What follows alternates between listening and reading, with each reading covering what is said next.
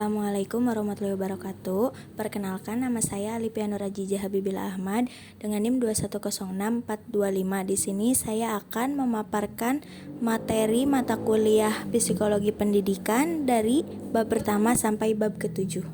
Di bab pertama yaitu A. Definisi psikologi pendidikan. Psikologi pendidikan adalah cabang dari ilmu psikologi yang menghususkan diri pada cara memahami pengajaran dan pembelajaran di lingkungan pendidikan. Yang B. Sejarah psikologi pendidikan.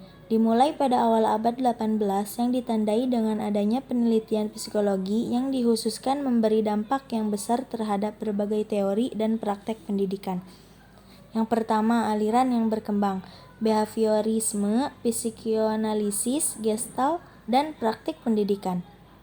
Yang kedua, ahli psikologi pada masa awal. Di antaranya ada Plato dan Aristoteles. Selanjutnya yang C, ruang lingkup psikologi pendidikan. Yang pertama, belajar melalui teori, prinsip, karakteristik, dan perilaku siswa dan lain-lain. Yang kedua, proses belajar, tahapan dan peristiwa. Yang ketiga, situasi belajar, suasana dan keadaan lingkungan. Bab selanjutnya yaitu teori pendekatan psikologi. Teori pendekatan psikologi ada 6. Yang pertama, pendekatan perilaku atau behaviorisme. Behaviorisme percaya bahwa perilaku manusia merupakan hasil dari proses belajar atau relearning process. Manusia belajar dari lingkungannya dan dari hasil belajar itulah manusia berperilaku. Yang kedua, pendekatan psikodinamika. Impuls yang kita miliki dipengaruhi oleh dorongan seksual. Dorongan ketidaksadaran dan pengalaman sejak masa dini kanak-kanak merupakan akar dari perilaku manusia. Yang ketiga, pendekatan humanistik bersifat multifase terhadap pengalaman dan tingkah laku manusia yang memusatkan perhatian pada keunikan dan aktualisasi diri manusia. Yang keempat, pendekatan kognitif.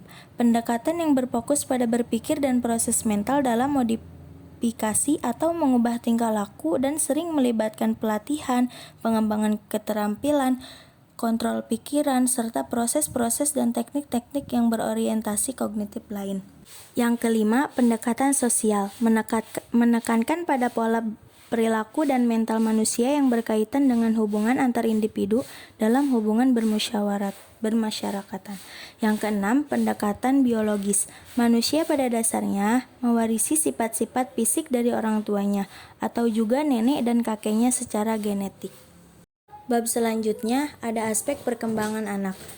Perkembangan anak adalah urutan perubahan fisik, emosional, pikiran, dan linguistik anak yang terjadi sejak lahir hingga awal masa dewasanya nanti. Manfaat memantau peranak. Yang pertama, optimalisasi perkembangan kognitif dan afektif. Yang kedua, optimalisasi minat bakat anak. Yang ketiga, anak lebih siap sekolah.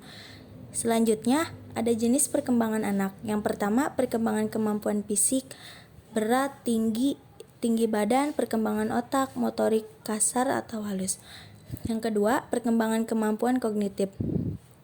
Sensori motor 0-24 bulan, praoperasional 2-7 tahun, operasional konkret 7-11 tahun, operasional formal 7-11 tahun. Yang ketiga, perkembangan kemampuan sosioemosional, interaksi dengan asing dan ekspresinya. Yang keempat, perkembangan kemampuan berbahasa. Selanjutnya ada tugas perkembangan. Yang pertama, kematangan hubungan dengan sebaya. Yang kedua, mencapai pesan sosial gender. Yang ketiga, menerima dan menggunakan fisik secara efektif. Yang terakhir, mencapai kemandirian emosional dari orang tua dan orang dewasa lain. Bab selanjutnya ada tugas perkembangan anak. Perkembangan anak merupakan proses pematangan tingkah laku dan pola pikir anak. Anak taman kanak-kanak 4-6 tahun adalah sosok yang sedang dalam proses perkembangan. Proses perubahan yang pertama sistematis, ketergantungan atau memengaruhi anak aspek fisik dan psikis. Yang kedua, progresif, kemajuan perubahan dan peningkatan kualitatif dan kuantitatif. Yang ketiga, kesinambungan, beraturan atau berurutan. Selanjutnya, prinsip-prinsip perkembangan. Yang pertama, berlangsung seumur hidup, kualitas perkembangan yang berbeda. Ketiga, beraturan. Keempat, berangsur. Kelima, mengikuti seluruh fase. Keenam, kemampuan khusus. Selanjutnya, tugas perkembangan yang harus dikuasai. Yang pertama, belajar jalan. Yang kedua, belajar mengambil makanan. Yang ketiga, belajar bicara. Yang keempat, belajar mengontrol hasrat buang air. Yang kelima, belajar mengetahui jenis kelamin. Yang keenam, menguasai stabilitas jasmania.